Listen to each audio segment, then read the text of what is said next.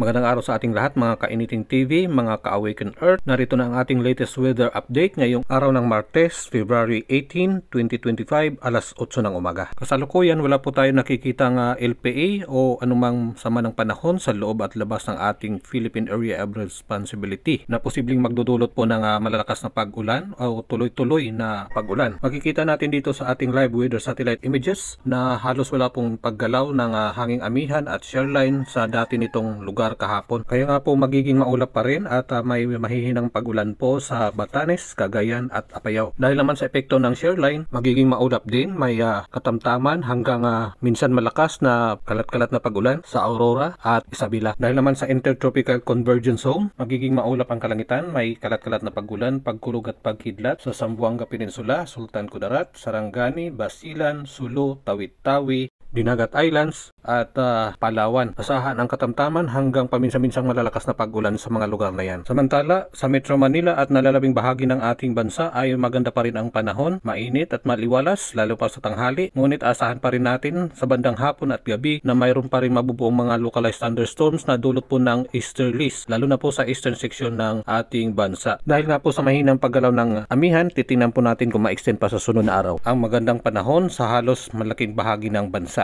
Kaya po tutok po kayo dito at paki-share na lang po. Salamat!